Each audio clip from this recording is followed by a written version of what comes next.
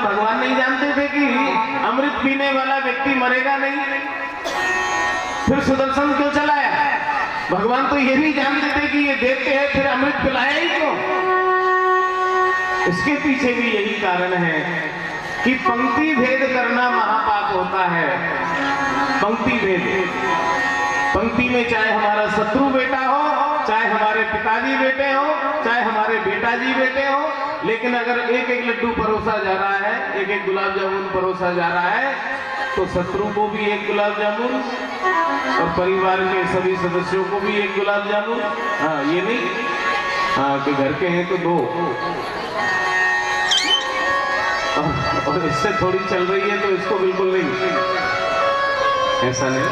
पंक्ति भेद करना पाप नहीं, महापाप होता है, महापाप होता है। इसलिए भगवान ने पंक्तिबद्ध सभी को अमृत खिलाया। और दो करने के कारण यही रहा कि भगवान देख रहे हैं कि सूर्य और चंद्रमा दोनों ने चुगली की है, और जिसकी चुगली हो रही है वो है अकेला। सूर्य और चंद्रमा दो चुगली कर रहे हैं राहु की, और ये अकेला है जिसकी चुगली हो रही है। तो क्या किया भगवान ने? कहा इसको भी डबल कर देता हूं, तो आपस में ये भी दो और ये भी दो, आपस में ये अपने आप निपटते रहेंगे। तो आज तक भी उस चुगली का, उस निंदा का, उस बुराई का ये फल हुआ कि आज भी सूर्य और चंद्रमा को ग्रसित कर रहे हैं, दंडित कर रहे हैं। कौन? राहु और केतु ग्रहण के रूप में आज भी परेशान कर रहे हैं। हमारी क्या स्थिति होगी? हम तो रोज ही बुराई कर रहे हैं, जब हमारी तो रोटी नहीं पच रही है। हाँ, नींद नहीं आती है, बेचैनी हो जाती है अगर दो चार की बुराई नहीं कर ली हमने दिन भर में तो। हाँ, एसिडिटी, अफरा, गैस, दुनिया भर की बीमारी हो जाती है जब तक दो चार लोगों की बुराई नहीं करें, इधर की उधर नहीं करें। हाँ, नींद नहीं आई। तो बताइए, जब एक बार बुराई करने का दंड अभी तक भोग रहे हैं सूर्य चंद्रमा, और हम तो रात दिन उसी में लगे हैं, भले घर का काम बिगड़ जाए। तो शिक्षा लेना चाहिए, किसी की निंदा स्तुति में अपना समय क्यों बर्बाद करेंगे। कबीरा तेरी झोपड़ी जलकट्टे के पास, जो करे सो भरे तू क्यों हो तो दास।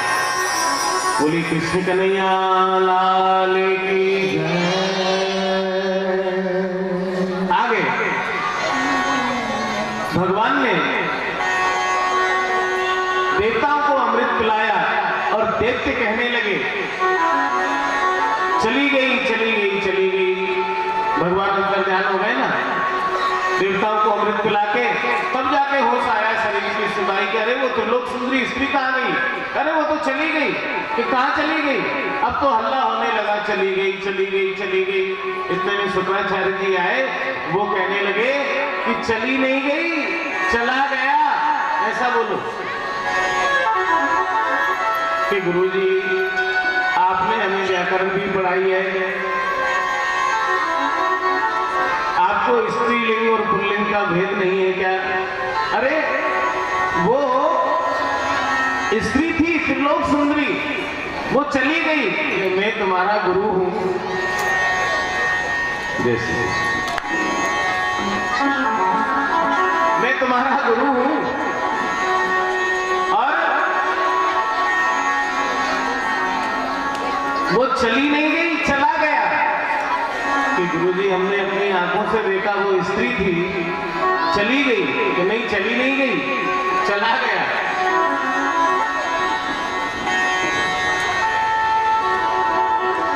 कि देवानाम कार्य साधका भगवान विष्णु रब्बे।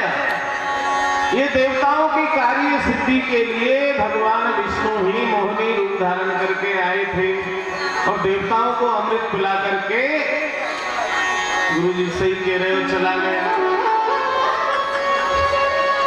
आ गई बात समझ में? कि हाँ आ गई।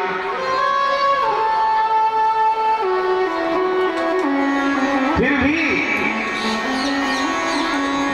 देवता के अंदर से भय नहीं निकला। राजा बलि ने त्रिलोकी को अपने अधीन कर लिया।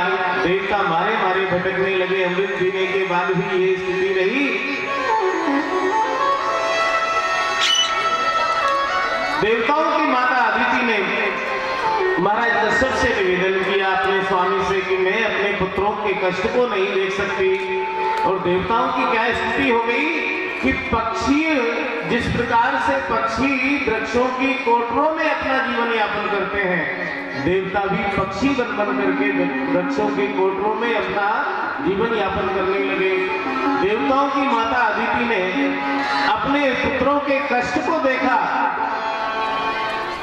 तो सह ना सकी और महाराज कश्यप से जाकर के निवेदन किया अपने पति से कि स्वामी, कैसे भी करके आप मेरे पुत्रों को कष्ट से निवृत्ति दिलाइए।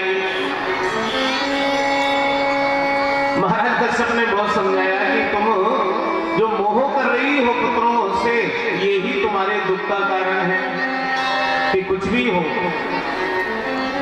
मैं अपने पुत्रों को कष्ट में नहीं देख सकती। महाराज कश्यप ने पयोव्रत बताया जो फाल्गुन शुक्ला प्रतिपदा से लेकर के द्वादशी तिथि तक होता है। 12 दिन का ये पयोव्रत और उसका विधान बतलाया कि चौथाई शेर पैपान करके, पैपान यानी दूध का पान करके ही उस व्रत को किया जाए। और दूध भी कितना, 2-4 लीटर दूध नहीं पीना, कितना, चौथाई शेर यानी लगभग 1 गिलास। अब 1 गिलास का भी मतलब यूं मत लगाना, गिलास भी कई 1.25 लीटर के होते हैं, हमने देखे ना। एक बार बर्तन वाले की दुकान पे देखा, 1.5 लीटर का एक ही गिलास, आकार गिलास जैसा, पूरा पानी आदमी पी नहीं सकता उसको। पयोव्रत बताया चौथाई शेर, इसका पान करें और 12 दिन तक भगवान का चिंतन करें, मनन करें, ठाकुर जी का स्मरण करें, भगवान की कथाओं का श्रवण करें। यज्ञ से यज्ञ पुरुष निपति पाद हो, तीर्थ श्रवण मंगल नाम देया, आपन लोक ब्रजनोप समो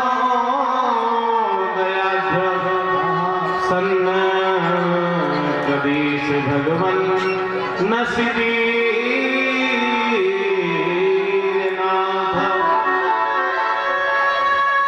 निश्चित रूप से भगवान कृपा करेंगे और तुम्हारे पुत्रों के कष्ट की निवृत्ति होगी।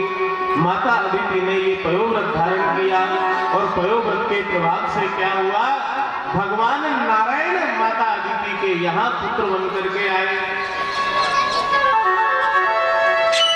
श्रोणायाम श्रवण द्वादश्याम मुहूर्ते अभिजित प्रभु, सर्वे नक्षत्र ताराध्या चक्षुस्त्वज्जन्म दक्षिणम। भादों का महीना और भादों के महीने की भी द्वादशी तिथि और द्वादशी तिथि के भी दिन में ठीक 12 बजे अभिजित मुहूर्त में, श्रोणायाम श्रवण द्वादश्याम मुहूर्ते अभिजित प्रभु, सर्वे नक्षत्र ताराध्यास चक्रुस्त जन्म दक्षिण। वामन भगवान का प्रादुर्भाव हुआ, यानी भगवान नारायण ही वामन भगवान बनकर के माता अदिति के यहाँ वामन भगवान का प्रादुर्भाव हुआ। बोली वामन भगवान की जय। स्वरूप है, इतना सुंदर स्वरूप है, 52 अंगुल के हैं, मुट्ठी भर की जिनकी कमर है, 4 अंगुल का जिनका पेट है, 52 अंगुल के तो पूरे ही है। शंख जैसी जिनकी लीवा है, मोती जैसे जिनके दांत हैं, बिंबा फल जैसे जिनके होंठ हैं, और टमाटर कैसे हैं, टमाटर जैसे गाल हैं। गाल अगर किसी के बहुत सुंदर हो तो किसकी उपमा दी जाती है, अरे भैया टमाटर जैसे गाल हैं। गुगराली अलका बलिया है कौपीन पहनी हुई है। साऊ के स्वामी जगतपति ने भगवान को वामन को छत्र समर्पित किया। माता अदिति ने कौपीन पहनाई। साक्षात बृहस्पति जी ने आकर के वामन भगवान को यज्ञोपवीत धारण कराया। ऋषियों ने आकर के वामन भगवान को कुशा का आसन भेंट किया। साक्षात मां अन्नपूर्णा ने वामन भगवान को भिक्षा का पात्र दिया। और आज भी परंपरा है कि किसी ब्राह्मण बालक का आज भी यज्ञोपवीत संस्कार होता है। तो भिक्षा मांगने के लिए आज तो सिर्फ परंपरा से निभाई जाती है। भिक्षा मांगने के लिए बालक जाता है और पहली भिक्षा ला करके गुरु की शरण में डाल देता है, गुरु के चरणों में समर्पित करता है। दूसरी भिक्षा मांगने के लिए जाता है और मां के चरणों में डाल देता है। आज भी ये परंपरा है। जैसे ही वामन भगवान भिक्षा मांगने के लिए चले तो बृहस्पति जी कहने लगे, वामन सुनो, कोई साधारण भिक्षा नहीं लूंगा, साधारण दक्षिणा स्वीकार नहीं करूंगा। अगर देना ही चाहते हो तो राजा बलि ने जो त्रिलोकी अपने अधीन कर रखी है वो त्रिलोकी लाकर के मेरी झोली में डालोगे वो मैं स्वीकार करूंगा। भगवान वामन कहने लगे कि गुरुदेव आप तो जानते हैं, और कोई जाने या ना जाने, लेकिन आप तो त्रिकालदर्शी हैं। मैं स्वयं नारायण होकर के भी राजा बलि को परास्त नहीं कर सकता। क्यों? क्योंकि राजा बलि के ऊपर गुरु की कृपा है, गुरु का आशीर्वाद है। और जिसके ऊपर गुरु की कृपा और गुरु का आशीर्वाद है, भगवान नारायण होकर के भी बृहस्पति जी से कह रहे हैं कि उसको मैं परास्त नहीं कर सकता। एक तो ये, और दूसरा कारण ये है कि राजा बलि में एक सबसे बड़ा सद्गुण है कि उसके दरवाजे पर कोई भी विमुख नहीं लौटा। अरे जिसने जो मांगा उसको वो प्राप्त हुआ। भिखारी जाता है और जब राजा बलि के यहाँ से लौटता है तो दाता बन करके आता है। जाता है जब तो भिखारी, तो लौटता है जब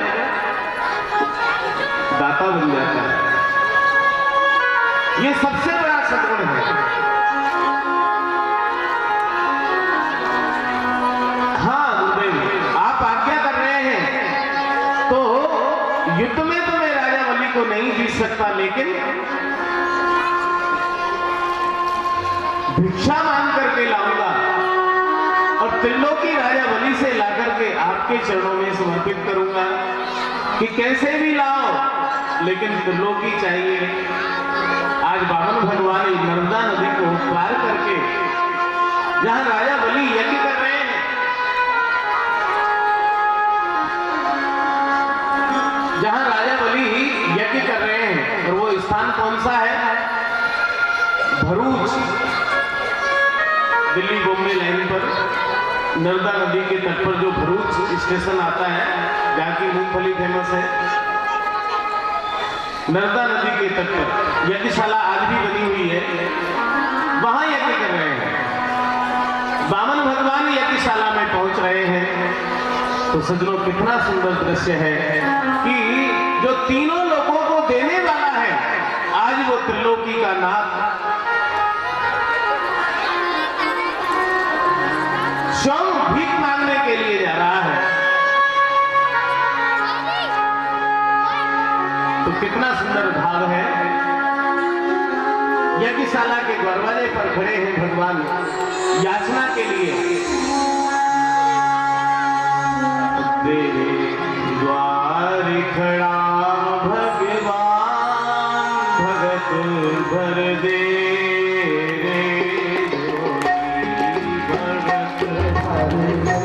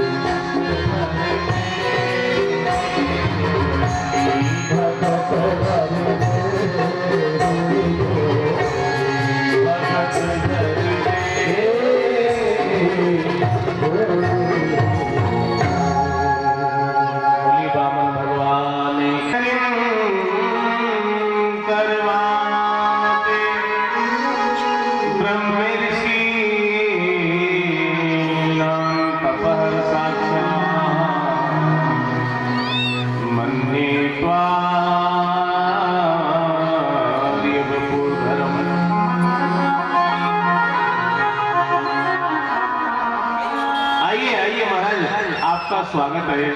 आज मेरे समस्त पितृ तृप्त हो गए हैं और मुझे तो ऐसा लग रहा है कि मेरे द्वारा किए गए जीवन में जितने भी यज्ञ हैं उन यज्ञों का पुण्य पुंज एकत्रित होकर मेरे सामने खड़ा है। क्या बताइए, मैं आपकी क्या सेवा कर सकता हूँ?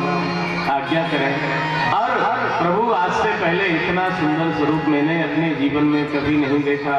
आप कहाँ रहते हैं? क्या नाम है आपके? माता पिता का क्या नाम है? तो बावन भगवान कहने लगे, हम दूर देश के वासी हैं, हम दूर देश के वासी हैं, हम दूर देश के वासी हैं, हम दूर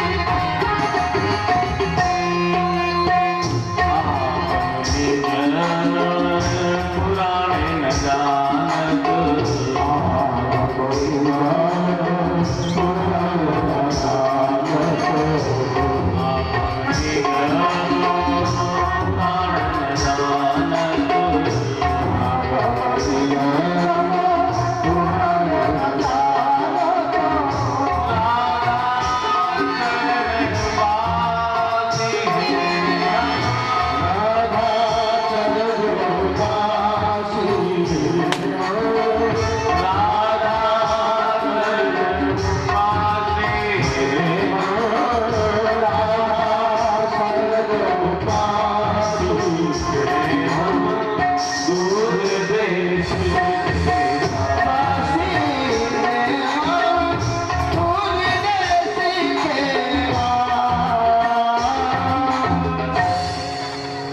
ना कोई माता पिता हमारे, पूरे हम सन्यासी हैं, हम दूर देश के वासी। और आगम निगम पुराण न जानत, राधा चरण उपासी हैं, हम दूर देश के वासी। आगे भगवान का अभिवादन किया, मैं आपकी क्या सेवा कर सकता हूँ? आप जो कहें महाराज, आज्ञा करें, मैं आपको क्या भेंट करूं? कि भैया कुछ नहीं चाहिए हमें। अरे महाराज कुछ तो कहिए। अरे आप जो कहेंगे वो मैं आपको भेंट करूंगा। एक बार आज्ञा कर दें। कांचनम गुणवद्धाम भ्रष्टम तथा न पेयमत्वा विप्रकन्याम ग्रामा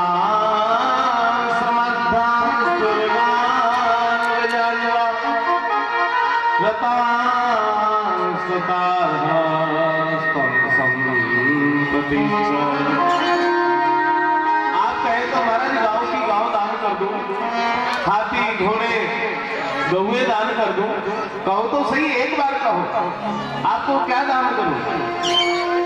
कि भैया गाय अगर दान करोगे तो फिर हाँ, भूसा लेने कौन जाएगा, चारा लेने कौन जाएगा, गट्टा लेने कौन जाएगा, इसलिए गाय ना बाची और नींद आए आछी, इन झंझट में नहीं पड़ना है। तो फिर आप कहें तो महाराज आपको गांव की गांव दान कर दूं? नहीं चाहिए भैया, ये सब राम भजन की इबादत। अरे कुछ तो कहो महाराज। नहीं भैया, कोई अभिलाषा नहीं है, कोई इच्छा नहीं। नहीं नहीं महाराज, मेरा मन रह जाएगा, मेरा मन रह जाएगा। जय हो, बोली बामन भगवान की जय।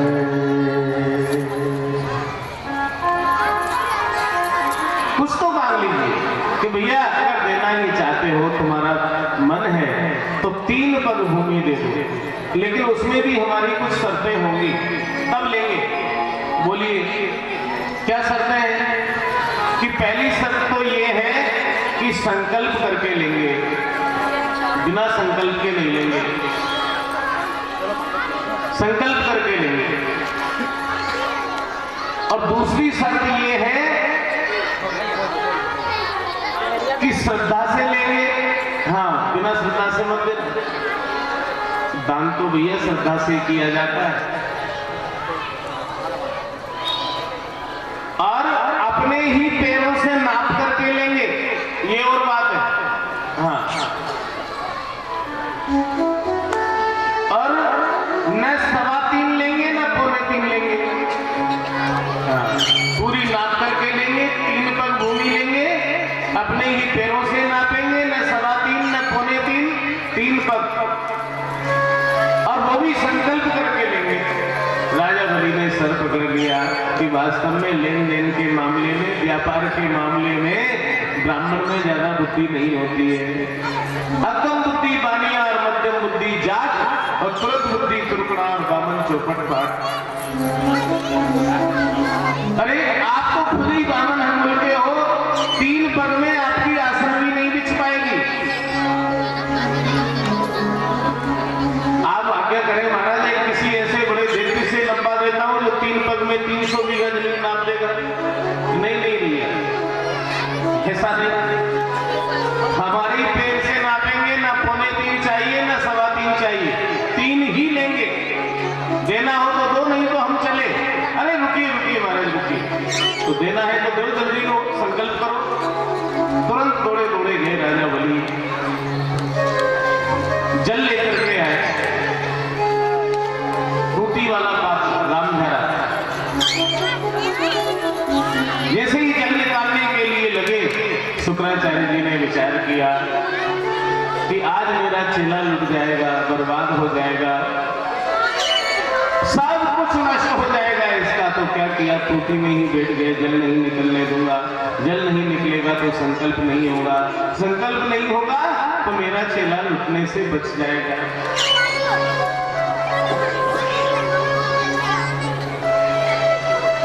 बहुत प्रयास किया, जल नहीं निकला।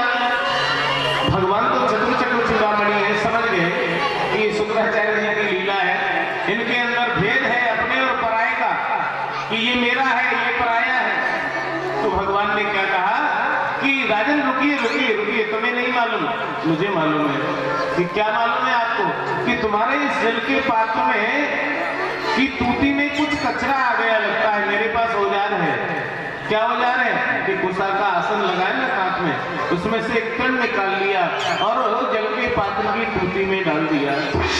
और जैसे ही जल के पात्र की टूटी में डाला तो शुक्राचार्य जी की एक आंख फूट गई, फड़फड़ा करके बाहर निकले और आंख को पकड़ करके चिल्लाने लगे। क्या कह रहे हैं? आप भी सुन लेना ध्यान से। कि देते हैं तो कोई और लेते हैं तो कोई, या शुक्र ने आंख अखारत में कोई दे रहा था, कोई ले रहा था, मैंने बीच में ही होता है हमारे जैसे लोगों लोगों का स्वभाव, कोई क्या कर रहा है, कोई क्या कर रहा है, कोई क्या कर रहा है, अरे इतना नहीं इतना सा करो, इतना नहीं इतना सा करो, ये करो वो करो। हाँ? तो देत है तो कोई, लेत है तो कोई। हाँ? हमारे जैसे बहुत शुक्राचार्य हैं। आगे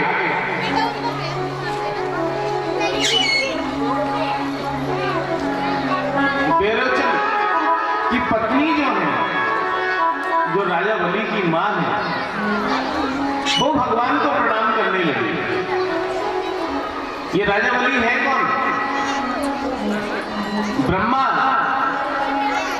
और ब्रह्मा के बाद ये हिरण्याक्ष, हिरण्यकश्यप, हिरण्यकश्यप और फिर प्रहलाद, और प्रहलाद जी के बेरोचन, और बेरोचन के राजा बलि। ये इनकी वंश परंपरा है।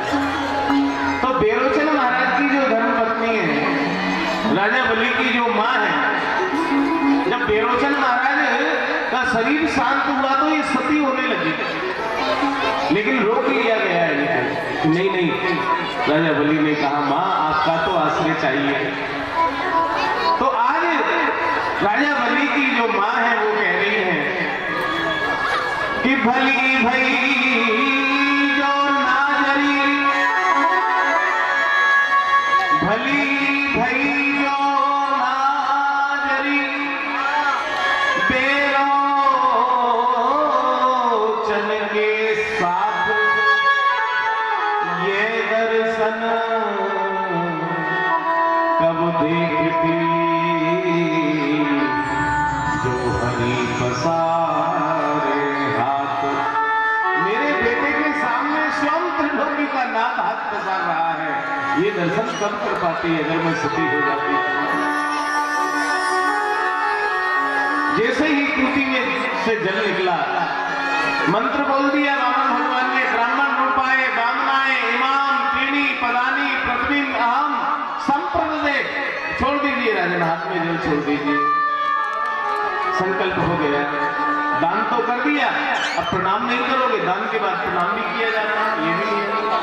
और जैसे ही दान के बाद प्रणाम किया राजा बलि ने, और प्रणाम करने के बाद राजा बलि ने सर उठा करके देखा तो क्या हुआ, एक चरण में भगवान ने अतल वितल तलातल रसातल महातल पाताल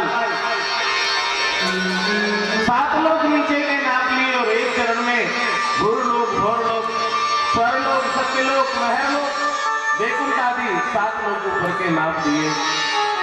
दूसरा चरण में 2 चरणों में ही 14 भुवनों को नाप करके, और तीसरे चरण के लिए कहने लगे कि राजन बहुत बड़े दानी बन रहे थे, और मांगो और मांगो और मांगो, अब बताइए तीसरा पद कहां रखूं। तो राजा बलि हाथ जोड़ करके कहने लगे प्रभु अभी आपने मेरा धन नापा है, लेकिन धनवान बाकी है, और मैं आपसे पूछना चाहता हूं कि धन बड़ा होता है, धन बड़ा होता है कि धनवान बड़ा होता है? भगवान ने कहा धनवान बड़ा होता है, धनवान होगा तो धन हो जाएगा। जमीन बड़ी होती कि जमींदार बड़ा होता है कि जमींदार बड़ा होता है?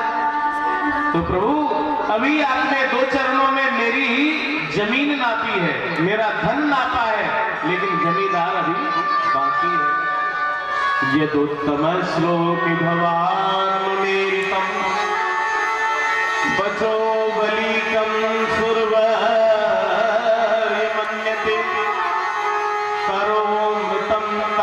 भवेत् प्रलंबनम पदम प्रतीयम कुरुषेष्ठ में निजम। ये आपका कृपा का चरण तीसरा मेरे माथे पर रख दीजिए। राजा बलि के सर पर तीसरा चरण रख दिया। बोलिए भक्तवत्सल भगवान की जय, वामन भगवान की जय, विराट भगवान की। राजा बलि कह रहे हैं प्रभु मैंने मन तो आपके चरणों में आपका दर्शन करते ही भेंट कर दिया, और धन आपने 2 चरणों में नाप लिया, और ये तन बचा था तो तीसरा चरण कृपा का रख करके ये तन भी आपने स्वीकार कर लिया, मैं कृतार्थ हुआ। इसको कहते हैं तन मन और धन भगवान के चरणों में समर्पित होना।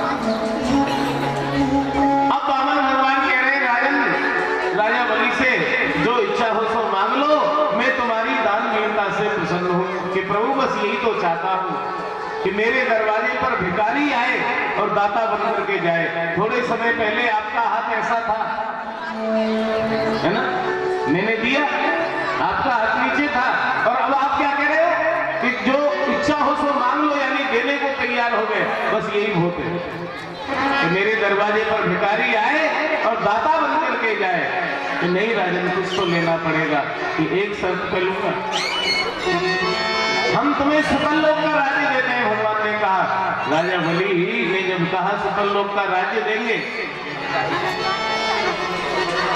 वामन भगवान ने कहा सकल लोक का राज्य तुम्हें दिया कि जब लूंगा, एक मेरी भी शर्त रहेगी कि जब भी राजमहलों से बाहर निकलूं आपका दर्शन दरवाजे पर हो, महलों में प्रवेश करूं तब आपका दर्शन दरवाजे पर हो। स्वीकार है? आपने थोड़े समय पहले हमारे ऊपर भी तो शर्त लगाई थी, अब आपके ऊपर शर्त है। वामन भगवान ने कहा भैया स्वीकार है। तो अब वास्तव में वामन भगवान ने राजा बलि को छला या राजा बलि ने वामन भगवान को छला? बताइए किसने किसको छला? सही मायने में देखा जाए तो राजा बलि ने भगवान को छल लिया, तो जो त्रिलोकी के नाथ को अपना चौकीदार बना दिया। सुतल लोक में भगवान चौकीदार बन करके दरवाजे पर खड़े, क्या पता कब निकलेगा, और निकल गया तो क्या पता कब आएगा। हमेशा दरवाजे पर रहना। मां लक्ष्मी व्याकुल है कि स्वामी जी कहां गए, 3 महीने से गायब है। नारद जी ने कहा एक दिन वैकुंठ में जाकर के कि मां लड्डू खिलाओ। कि किस बात के? यहाँ हमारे स्वामी जी 3 महीना से गायब है, तुम्हें लड्डू की पड़ रही है, तो मिठाई खिलाओ मिठाई। तो मिठाई तो प्रसन्नता में खिलाई जाती है, यहाँ तो दुख हो रहा है, स्वामी जी नहीं मिल रहे, कहाँ चले गए? कि पिताजी की नौकरी लग गई।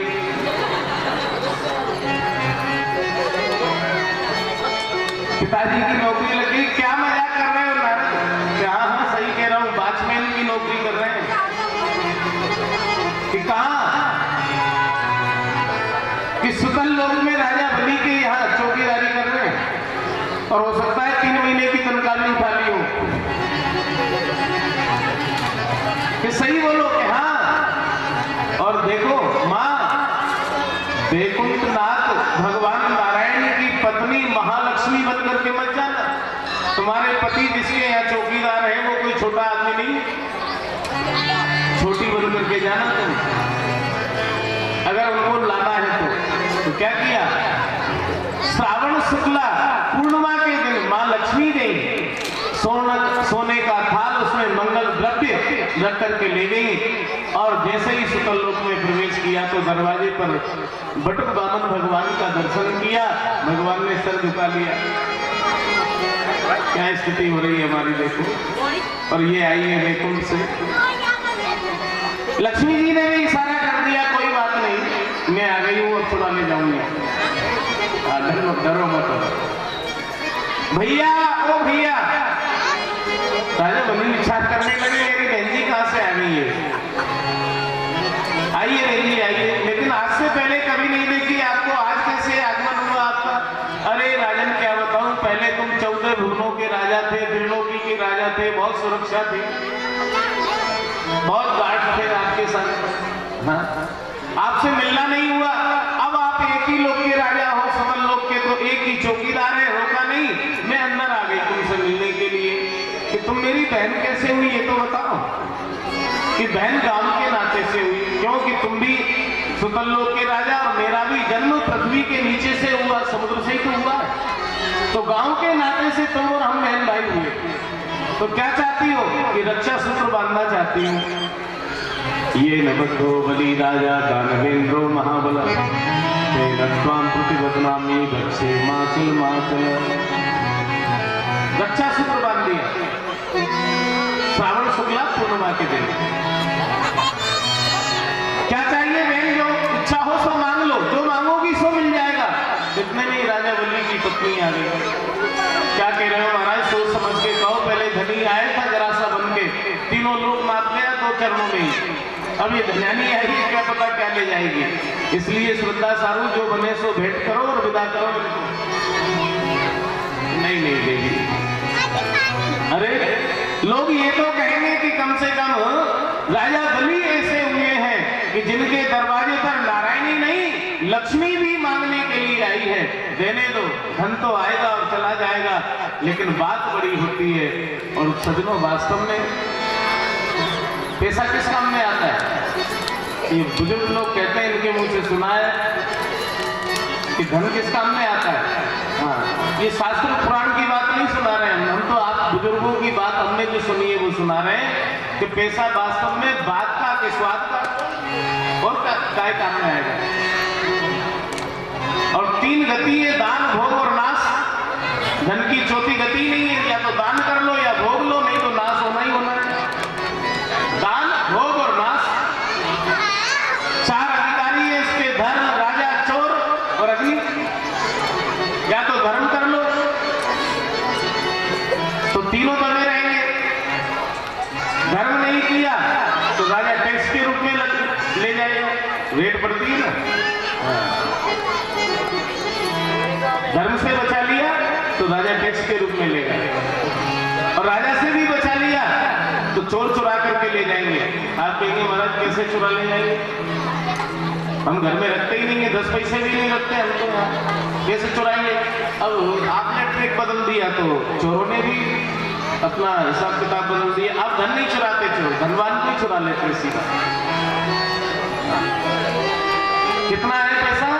तो 50 लाख कमा लिया तो 1 करोड़ की डिमांड करेंगे। अभी तक 50 कमाया, आगे जीवन जिंदगी में और 50 कमाना, 1 करोड़ ही लग गया आपको। अभी तक कमाया वो भी और आगे कमाओगे वो भी, सब यहाँ जमा करो। और अगर इससे भी बचा लिया तो क्या होगा? आग लग जाएगी। आप कहेंगे आग कैसे लग जाएगी? आग लग जाएगी, अरे पहले घर में ही आग लगेगी, भाई भाई में आग लगेगी। उसके पास इतना, हमारे पास कुछ नहीं, फिर हम कहने लग जाएंगे अच्छा आप कहोगे आग कैसे लगती? अरे महाराज क्या बताएं, हमें देख करके चलते हैं आग लगती है। आग लगेगी। कल साइकिल नहीं थी महाराज, आज मर्सिडीज है इनके, आग लग रही है, जलन हो गई कि नहीं? तो आग लग जाएगी और वो फिर प्रत्यक्ष में दिखने लग जाएगी। इसलिए धन की देवी 3 ही गति है, दान, भोग और नाश। अरे दान करने दो, नाम तो हो जाएगा कि लक्ष्मी और नारायण दोनों दरबारे पर मांगने के लिए आए। फिक्र मत करो, धन तो आएगा और जाएगा। क्या चाहिए? सोना, चांदी, हीरा, मोती, जो चाहिए मांगो बहन, कि इनकी कोई कमी नहीं है, मेरे यहाँ भंडार भरे हुए, तुम्हें चाहिए तो तुम ले आना। तो क्या चाहिए? कि बस उनकी रखवाली करने वाला कोई चौकीदार नहीं है, कोई दरवाजे पर है ना छोटा सा चौकीदार, वो मुझे दे दो बस, और कुछ नहीं चाहिए। सर पकड़ लिया राजा बलि ने कि जिसको त्रिलोकी देने के बाद मैंने प्राप्त किया उसको ये रक्षा सूत्र बांध करके ले जा रही है। भगवान के चरणों में प्रणाम किया और लक्ष्मी जी वामन भगवान को लेकर के आई हैं। बोली लक्ष्मी नारायण भगवान की।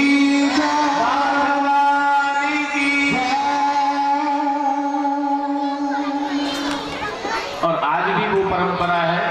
हाँ, जमानत लक्ष्मी की लगती, हाँ अदालत में तुम्हारी हमारी किसी की नहीं चलेगी। जमानत किसकी लगेगी? लक्ष्मी की लगेगी। हाँ, तुम भले खड़े हो जाओ, तुम्हारी कोई वैल्यू नहीं। तुम्हारे पास क्या है ये बताओ, कितनी लक्ष्मी है? 20,000 की जमानत, 50 की जमानत, लाख की जमानत, लक्ष्मी की लगेगी ना जमानत। आज भी कोई परंपरा है।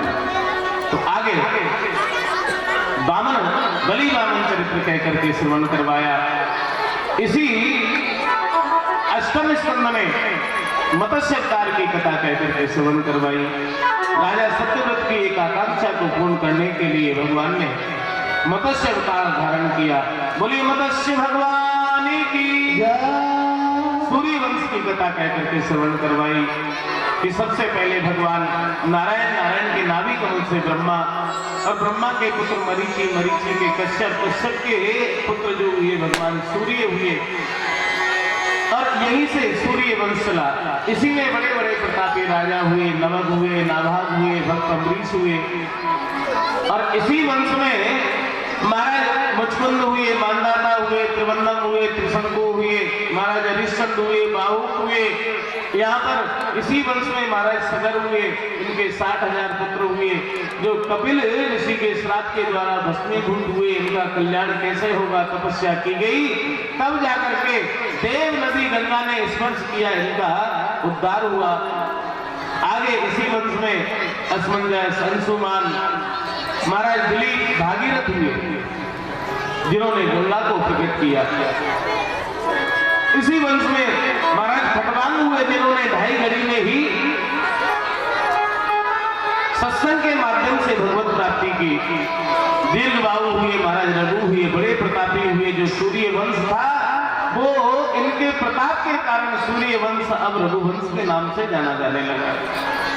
महाराज अज हुए, इसी वंश में महाराज दशरथ जी हुए और दशरथ जी महाराज के ही धर्म, अर्थ, काम और मोक्ष चारों पदार्थों के रूप में फलस्वरूप 4 पुत्र हुए, राम, लक्ष्मण, भरत और शत्रुघ्न। पुत्रेष्टि यज्ञ के माध्यम से गुरु कृपा के द्वारा महामहोत्सव मनाया गया। महाराज दशरथ जी के 3 रानियां हैं, कौशल्या, कैकेयी, सुमित्रा जी। चारों पुत्रों का जब जन्म हुआ, महामहोत्सव मनाया गया अवध में। तो आइए सज्जनों, हम भी एक बधाई के माध्यम से राम जन्म को मनाएंगे और उसके बाद आगे की कथा का हम श्रवण करेंगे।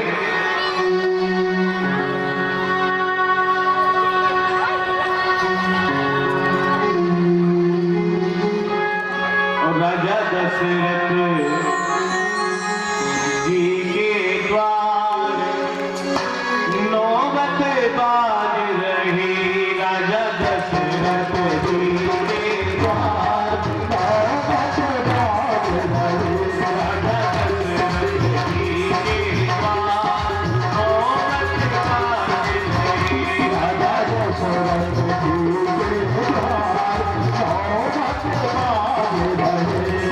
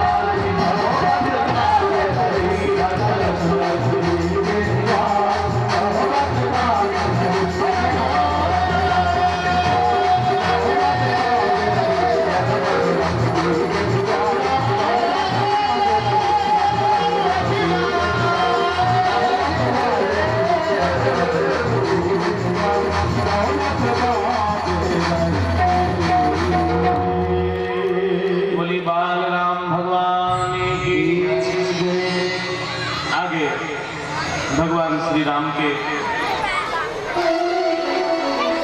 चरित्र के बारे में बताया। भगवान श्री राम ने रावण आदि दैत्यों का संहार करके धर्म की स्थापना की, मर्यादा का पाठ सिखाया। तत्पश्चात चंद्रवंश में प्रवेश किया। भगवान नारायण और नारायण के नाभि कमल से ब्रह्मा, ब्रह्मा के अत्रि, अत्रि के चंद्रमा, चंद्रमा के बुध, बुध के पूर्वा, इसी वंश में 6 पुत्र हुए, आयु, शतायु आदि। इसी वंश में महाराज रंती देव का चरित्र आता है। तत्पश्चात महाराज यदु हुए, बड़े प्रतापी राजा हुए। फिर जिस प्रकार से सूर्य वंश महाराज रघु के बाद रघुवंश के नाम से जाना जाने लगा, ठीक उसी प्रकार से महाराज यदु के बाद ये चंद्रवंश भी यदुवंश के नाम से जाना जाने लगा। इसी वंश में बड़े बड़े प्रतापी राजा हुए। यदु हुए, दुर्वसु हुए। इसी वंश में महाराज एक शाखा कुरु वंश को चली गई जो कौरव हुए। एक शाखा पांचाल देश को चली गई जहां पर द्रौपदी हुई, जिसको हम आज पंजाब कहते हैं, पांचाल देश। एक शाखा मगध देश को चली गई जहां दुष्ट राजा हुए, जरासंध आदि। इसी वंश में आगे राजा हुए जिनका नाम हुआ देवदेव। इनके दो पत्नियां थीं। एक पत्नी से हुए अर्जन्य और पर्जन्य, और दूसरी से हुए महाराज सूरसेन। महाराज सूरसेन के जो पुत्र हुए उनका नाम हुआ वसुदेव जी। वसुदेव जी के 7 पत्नियों का वर्णन आता है कि वसुदेव जी के 7 पत्नियां थी। देवकी, रोहिणी, भद्रा, मदरा, रोचना, इला। देवकी प्रमुखा आसन पत्ने आनग दुन्दुभे। इसमें प्रधान देवकी जी थी। महाराज उग्रसेन जी हुए, इनके पुत्र हुए कंस। बड़ा उत्पात किया, धर्म विरुद्ध आचरण किया। संतों ने समझाया, नहीं माने।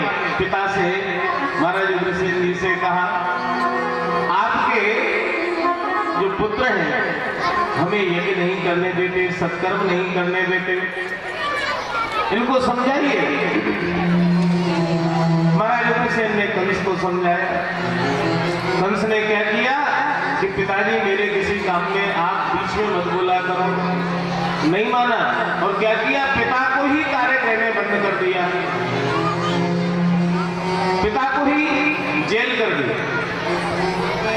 अब कोई रहा नहीं, और भी स्वतंत्र हो गया, पाप अत्याचार करने लगा। इधर पृथ्वी पाप से कहा करके गौ का रूप धारण करके देवताओं के पास गई। सभी देवता ब्रह्मा जी के पास गए। ब्रह्मादि देवता मिलकर के भगवान नारायण के पास गए कि पृथ्वी पर धर्म की स्थापना कब होगी प्रभु, बड़ा पाप हो रहा है, अत्याचार हो रहा है। भगवान ने कहा, हम शीघ्र ही जन्म लेंगे। कहाँ लेंगे प्रभु, कब लेंगे प्रभु, ये बताइए। अब भगवान कहने लगे, वसुदेव ग्रहे साक्षात भगवान पुरुषः परः जनिष्यते तत्प्रियार्थम संभवन्तु सुरस्त्रियः। हम वसुदेव जी के घर जन्म लेंगे। तुम सभी देवता हमारे आने की तैयारी करो। अब तो सभी देवताओं ने प्रसन्नता पूर्वक लौटे कि प्रभु जल्दी कृपा करेंगे, पृथ्वी पर धर्म की स्थापना होगी।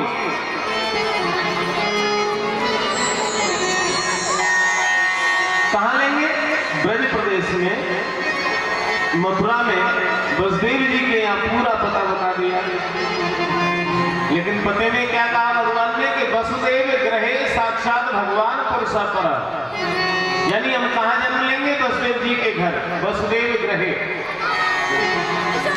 और जन्म कहाँ लिया? कंस के कारागृह में। इसका मतलब भगवान ने झूठ बोला क्या? नहीं। घर किसको कहते हैं? ये ईंट मिट्टी सीमेंट सरिया के घर को घर नहीं कहा जाता। गृहिणी गृह मिथ्याहु गृहिणी गृह मुच्यते, गृहिणी को ही घर कहा गया है। ये बात कही।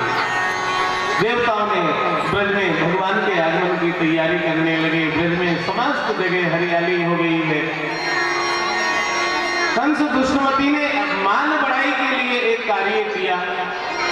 अपनी चचेरी बहन देवकी का विवाह